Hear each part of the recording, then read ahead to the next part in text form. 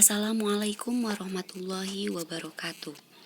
Alhamdulillahirrabbilalamin, pada kesempatan siang hari ini kita bisa kuliah secara online ya. Semoga minggu depan atau pertemuan-pertemuan selanjutnya kita bisa offline lagi. Untuk pertemuan ke-6 ini kita akan membahas tentang analisis statistika atau analisis aktor. Oke, kita lanjut. Di sini ada konsep tentang analisis statistika sosial atau analisis aktor, bahwa menurut Auguste Comte masyarakat itu mempunyai masalah sosial. Kemudian dibagi dua, ada statistika sosial, ada dinamika sosial. Statistika sosial yang akan kita bahas pada pertemuan kali ini dibagi menjadi 3. Ada aktor, peran, dan juga model pemecahannya. Oke, kita lanjut. Banyak masalah-masalah sosial yang dipahami oleh masyarakat sebagai sesuatu yang lumrah, yang wajar, dan dianggap sebagai persoalan yang tidak akan bisa diselesaikan sampai akhir zaman. Hal itu juga menghinggapi pemikiran-pemikiran ilmu sosial di Indonesia. Persoalan sosial seperti perjudian, kemudian prostitusi, kemiskinan, dan masalah yang lain yang dianggap tidak akan bisa terselesaikan selama masyarakat itu masih ada. Fenomena-fenomena tersebut ini dianggap sebagai suatu kewajaran. Nah, intervensi yang dapat dilakukan oleh negara menurut ilmuwan dengan membaca kacamata ini adalah mengurangi jumlahnya atau kuantitasnya, dan mengurangi juga dampak dari persoalan-persoalan tersebut. Karena tadi kalau dihilangkan itu akan susah, tapi setidaknya kita mengurangi jumlahnya. Ada yang mengatakan bahwa setan itu tidak akan pernah bisa mati sampai kiamat tiba, seperti itu. Nah, pendapat-pendapat tersebut memang tidak ada salahnya ya. Akan tetapi jangan sampai pendapat tersebut ini berubah menjadi sesuatu yang pesimis. Seorang pekerja sosial atau pengembang masyarakat dalam melakukan intervensi pemecahan masalah sosial, nah ini tidak boleh pesimis ya. Masalah sosial ini dapat diintervensi, kemudian juga dikurangi jumlahnya atau kuantitasnya, kualitasnya juga, bahkan sampai mendekati atau bisa juga secara optimis sampai hilang. Oke. Misalkan siapa bilang nih perjudian togel yang marak dulu pasca judi SD-SB dengan peredaran uang sampai 1 miliar per malam dapat hilang diberantas setelah terjadi pergantian Kapolri. Kapolri baru pada waktu itu yang dipegang oleh Sutanto dengan instruksinya jika ada perjudian di wilayah satu Polres maka Kapolres akan dipecat. Jadi tegas Kapolrinya. Nah, dampaknya ternyata sangat dahsyat dan luar biasa sehingga membawa akibat perjudian togel hampir dapat dikatakan musnah dari bumi Indonesia pada waktu itu karena Kapolrinya yang tegas. Jadi jika ada di wilayah tersebut perjudian atau togel, maka Kapolresnya yang akan diganti. Maka di sini polisinya sangat tegas dan ketat seperti itu karena ketakutan itu tadi akan dipecat. Bagaimana dahulu? Bagaimana jika intervensi terhadap perjudian dilakukan lewat penyadaran lapisan bawah atau si pejudinya? Bisa jadi puluhan tahun tidak akan pernah selesai. Bahkan intervensi model berbicara dakwah bil lisan yang tidak sensitif terhadap struktur masalah sosial mengarah pada penyalahan terhadap pejudi-pejudi di lapisan bawah. Seperti dai bilang atau mengatakan kalau judi nanti masuk neraka atau menjadi kafir atau penjahat, bisa jadi menjadi label bagi pembeli togel yang konon banyak yang dilakukan lapisan bawah masyarakat seperti tukang beca, ojek, dan lain-lain. Padahal mereka merupakan objek atau korban dari sistem perjudian yang ada. Yang terjadi selanjutnya bukan kesadaran dari pejudi, namun konflik, sehingga kesenjangan antara nanti penceramah atau dai atau pengembang masyarakat dengan umatnya makin lebar, makin runyam dan makin rumit seperti itu. Bagaimana efeknya ketika intervensi menghilangkan perjudian dilakukan dari atas? Seperti tadi ya, hasilnya ternyata sangat luar biasa. Dalam waktu cepat, judi hilang dari Indonesia. Ketika struktur paling atas yang menopang berlangsungnya judi dihancurkan, maka hilanglah perjudian. Seperti halnya masyarakat, perjudian juga mempunyai struktur sosial. Persoalan sosial dapat dihilangkan dengan jalan mengatasi aktor yang menduduki struktur paling atas atau backing. Jadi nanti kita harus mengetahui dulu mana yang paling atas, mana bagian tengah, dan mana yang paling bawah. Ketika bagian atas kita hancurkan, maka ke bawahnya juga akan mengikuti hilang. Tetapi ketika kita menyelesaikan masalahnya yang bawahnya pejudinya, percuma ketika masih ada bagian atas, backing dan sebagainya. Itu akan terus mencari korban atau sasaran dari judi tersebut. Oke, ini yang tadi. Kita lanjut. Ilmu sosiologi atau sosiologi karena masih berkaitan juga dengan pengembang masyarakat, merupakan ilmu yang mempunyai objek kajian masyarakat. Masyarakat sendiri merupakan konsep yang sangat luas. Sosiologi di sini dikenal melalui pemikirannya Auguste Comte, sehingga Auguste Comte ini disebut sebagai bapak sosiologi. Auguste Comte disebut sebagai bapak sosiologi, namun tidak banyak orang yang menganggap bahwa Comte ini memberikan konsep ataupun teori tentang masyarakat yang dianggap brilian oleh penerus Auguste Comte. Sosiolog lebih dominan pada konsep trinitas, Emile Durkheim, Max Weber, Karl Marx, seperti itu. Sehingga orang belajar sosiologi dapat menghilangkan belajar Auguste Comte. Namun tidak dapat di sini menghilangkan trinitas sosiologi. Teori dari Auguste Comte dapat ditangkap oleh orang mungkin hanya teori tentang perkembangan cara berpikir manusia saja. Seperti itu.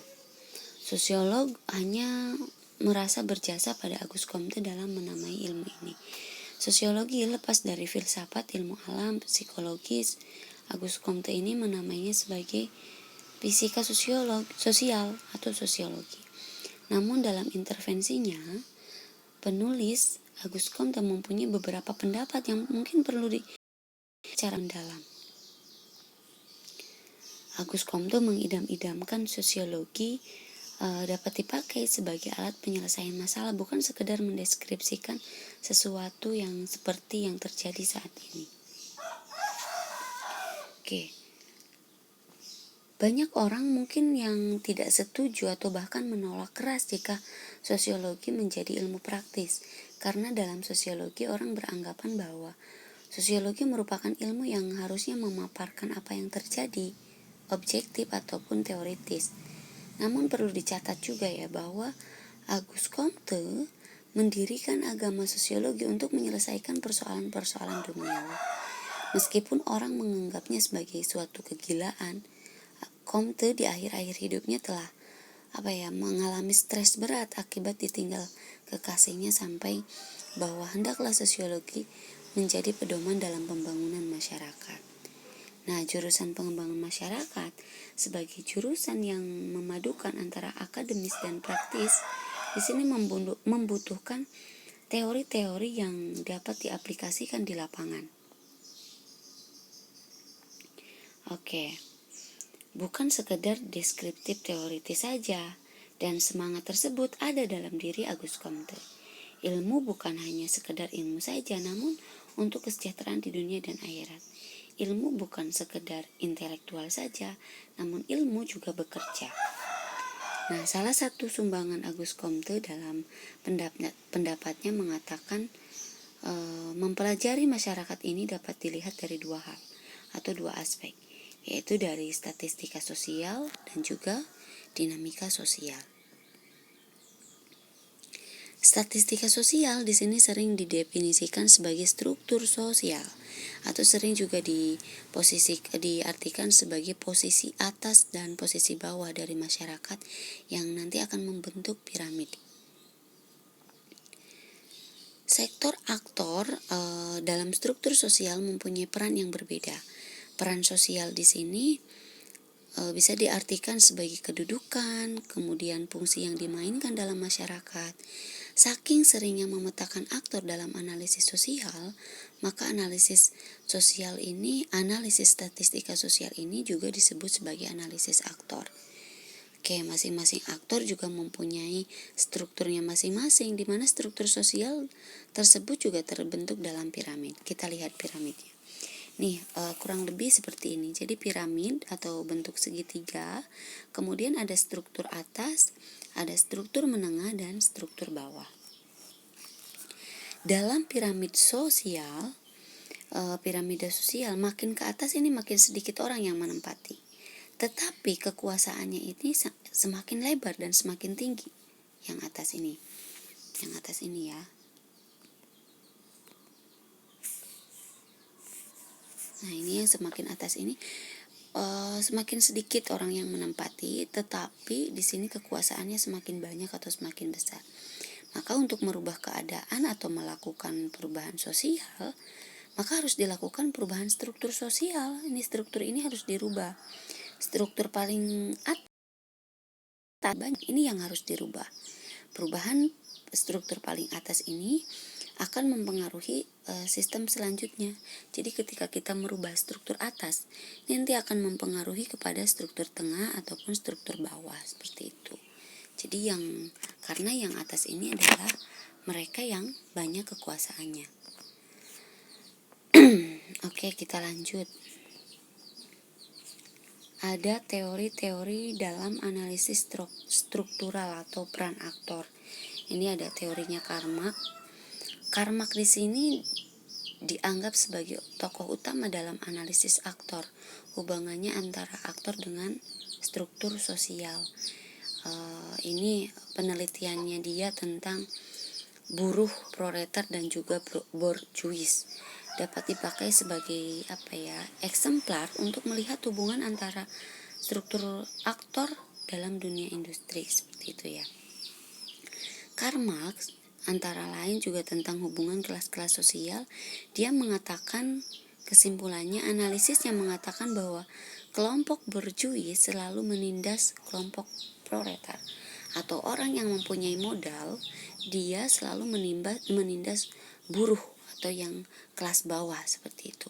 Nah, dalam analisis Karl Marx ini, dalilnya ini dianggap sebagai suatu rumus atau suatu prinsip dari analisis statistika, seperti itu. Bahkan rumus atau prinsip analisis aktor ini dia mengatakan bahwa infrastruktur menentukan tatanan suprastruktur. Basis dimaknai sebagai modal. Modal identik dengan uang. Suprastruktur dapat berupa agama, politik, kemudian seni, seperti itu. Jadi ketika bisa diartikan uang juga sebagai infrastruktur bisa mempengaruhi suprastruktur agama, politik, dan seni. Jadi bisa mempengaruhi, uang bisa mempengaruhi hal-hal lainnya seperti tadi agama, politik, dan juga seni. Ini menurut teorinya Karl Marx ya. Oke, kita lanjut.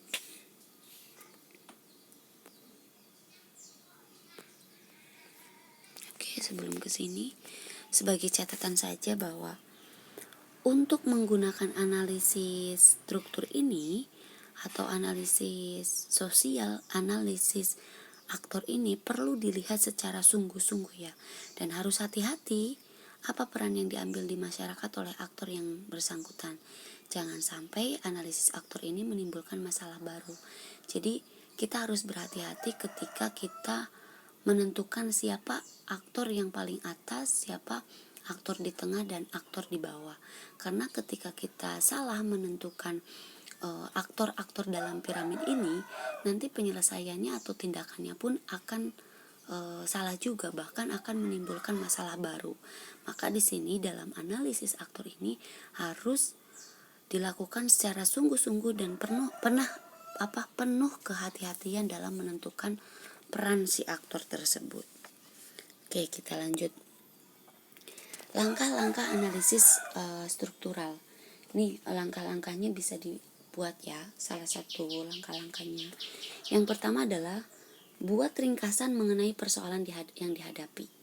Buat ringkasannya atau ringkasan masalah sosial, ringkasan fenomena yang kita lihat, yang kita dapatkan datanya. Buat ringkasan. Kemudian buat tujuan apa yang akan diperoleh setelah melakukan analisis aktor. Kemudian identifikasi siapa saja aktor yang terlibat dalam masalah tersebut. Catat atau temukan data tersebut. Semua aktor itu harus dilihat dari berbagai kacamata atau sudut pandang.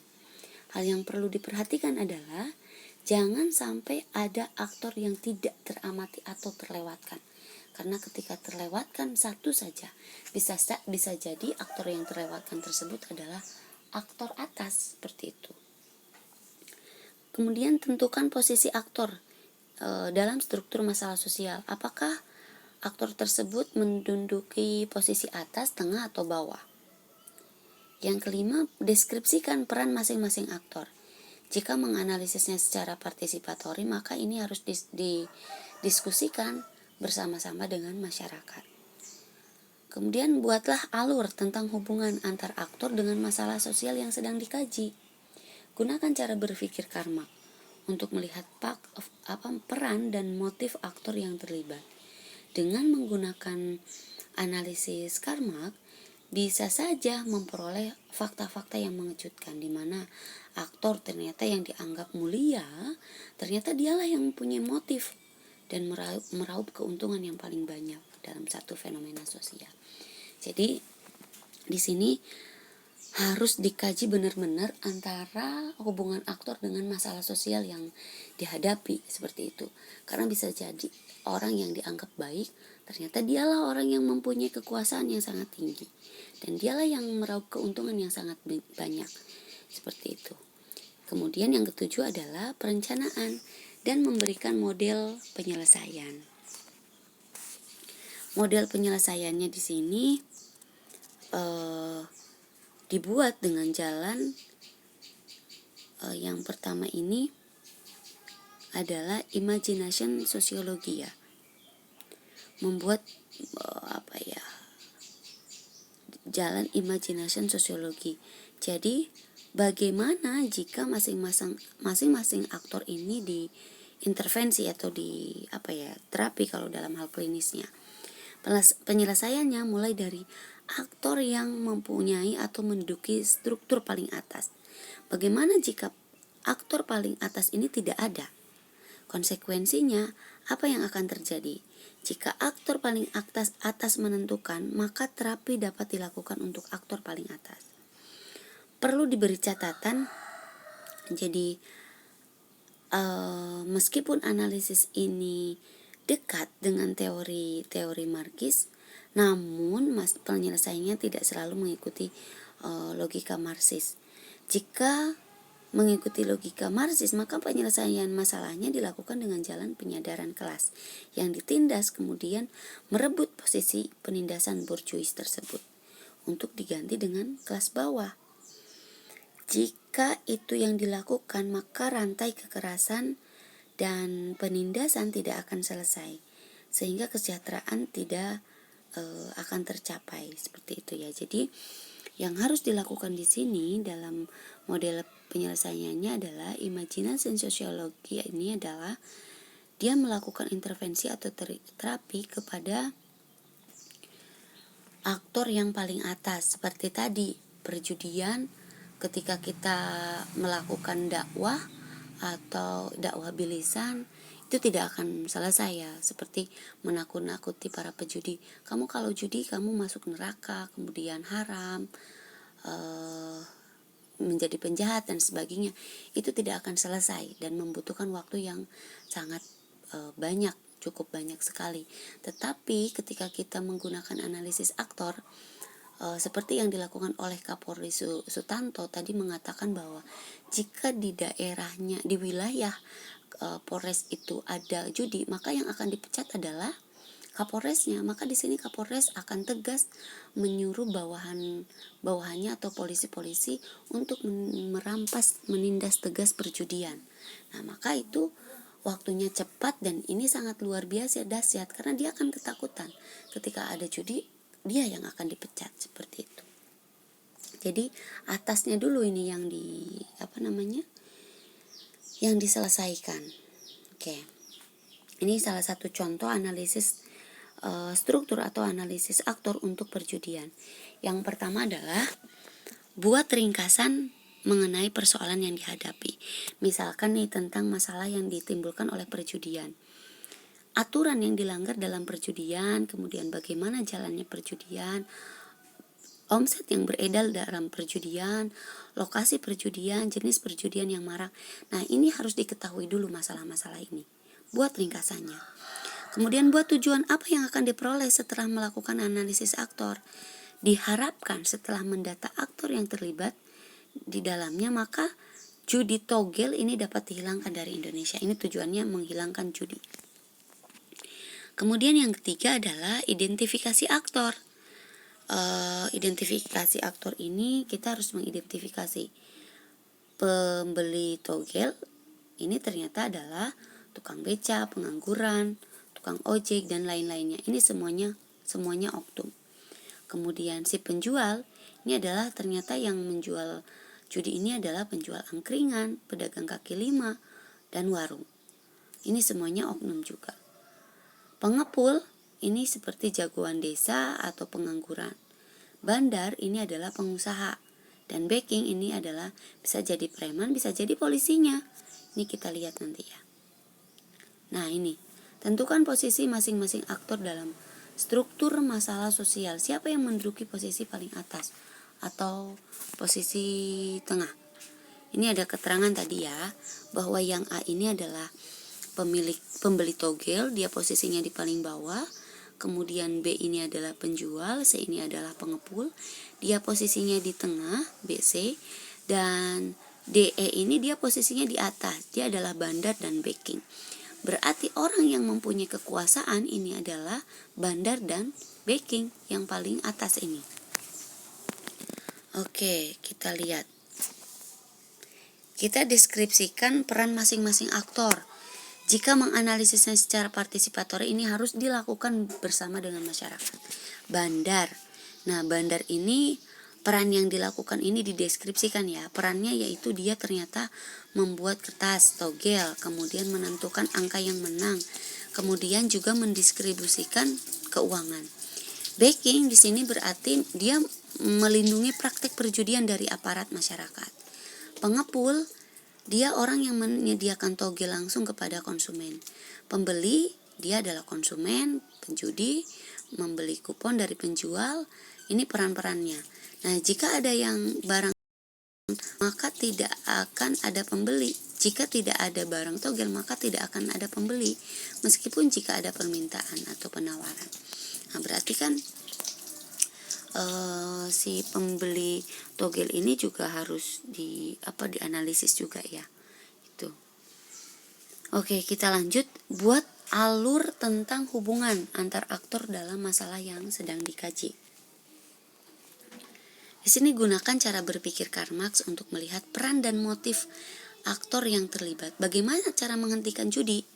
Nah, di sini terdapat beberapa paradigma yang dipakai ya, namun tindakan yang sering dilakukan oleh para dai atau penceramah, dia menyalahkan penjudi.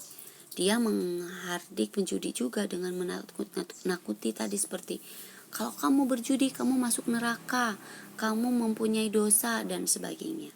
Padahal jumlah penjudi ini sangat banyak, sehingga jika melakukan dengan intervensi terhadap penjudi ini butuh waktu yang cukup banyak dan tenaga yang besar seperti saya katakan tadi jika modelnya ceramah. Oke, kita lanjut. Nah, dengan analisis aktor maka sasaran intervensi adalah kelas atas dalam sistem perjudian. Nah, yang tadi piramid tadi kan, DE ini adalah bandar dan backing. Ternyata bandar dan backing di sini adalah sasaran intervensi yang merupakan kelas atas. Pejudi di sini yang paling bawah, dia adalah korban yang diiming-imingi mendapat keuntungan yang besar dan cepat dengan modal sedikit. Nah, jumlah bandar dan backing sebagai kelas atas dalam piramida sosial perjudian ini juga tidak banyak. Karena makin besar saja kekuasaannya, makin sedikit orangnya.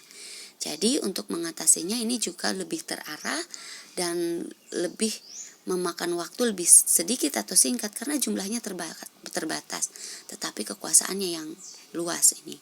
Setelah dianalisis mengenai hubungan antar aktor, maka ini harus dibuat perencanaan. Nah, ini perencanaannya atau memberikan model penyelesaian. Perencanaan dibuat dengan perumpamaan imagination sosiologi.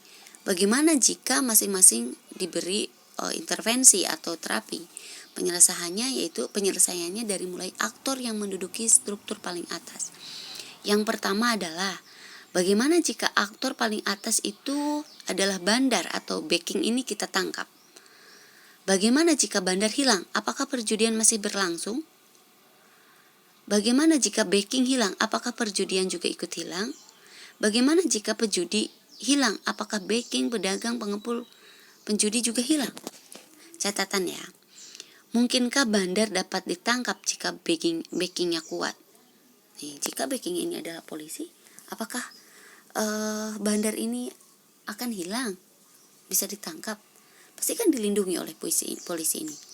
Mengapa pejudi tidak bisa hilang padahal aturan perjudiannya dilarang oleh negara dan agama? Kenapa polisi tidak mampu mengatasi persoalan perjudian? Apakah karena ketidakmampuan polisi? Atau karena ketidakmampuan polisi? Nah, karena bisa jadi di sini banyak polisi yang menjadi oknum atau ada oknum polisi yang menjadi backing. Ini bisa jadi ya. Jadi untuk mengatasi persoalan perjudian ini harus dilakukan dengan menghilangkan backing perjudian terlebih dahulu. Sehingga polisi sebagai aparat pengaman ini bisa berfungsi sebagaimana mestinya. Pertanyaannya, terus bagaimana model intervensinya? Nah, model intervensinya yang pertama adalah logika karma. Harus penyadaran kelas yang ditindas kemudian merebut posisi kelas penindasan, yaitu backing dan bandar. Tadi piramidnya kan yang di atas ini adalah backing dan bandar. Namun jika itu yang dilakukan, maka rantai perjudian tidak akan putus. Harus ada penyadaran bahwa perjudian ini juga merugikan aspek ekonomi. Mungkin merupakan langkah yang dapat dilakukan dengan model intervensi ini. Kemudian model intervensi birokrasi. Birokrasi kan mempunyai cara kerja sistem patuk ya. Dalam sistem patuk ini berlaku prinsip kelas bawah hanya bisa nunduk pada perintah yang dipatuk kelasnya. Kelas atasnya dapat dipatuk oleh kelas atasnya lagi sampai puncak birokrasi. Seperti contoh misalkan terjadi ada oknum di polsek, berarti kita patuk kelas kapolresnya. Ketika kapolresnya di sana juga ada masalah atau ada kasus, maka kita patuk kelas atasnya lagi, yaitu kapolri. Nah, seperti itu. Jadi patuk kelas atasnya yang paling berkuasanya. Nah, model intervensi lainnya itu melakukan perang wacana, yaitu menggunakan media massa untuk memberikan intervensi kejut. Akan banyak mata yang tertarik pada pembicaraan di sini ya. Membicarakannya, menggosipkannya, kemudian menyampaikan pesan, mengecam tindakan yang dianggap menyimpang. Dengan tekanan birokrasi akan melakukan perubahan tindakan yang tidak mendapat kecaman publik. Nah, di sini jadi intervensi model lainnya ini bisa perang wacana dengan menggunakan media massa. Ya, sekarang kan banyak media sosial dan itu berita lebih cepat terserap ya, lebih cepat diterima oleh masyarakat. Nah, kita bisa menggunakan peran wacana ini. Oke teman-teman, mungkin ini ya yang bisa disampaikan untuk materi analisis aktor atau analisis struktur sosial, semoga bisa dipahami. Silahkan disimak, didengarkan, dan jangan lupa absen di kolom komentar, sebutkan nama, NIM, dan komentar terbaiknya. Oke, terima kasih. Saya tutup. Wassalamualaikum warahmatullahi wabarakatuh.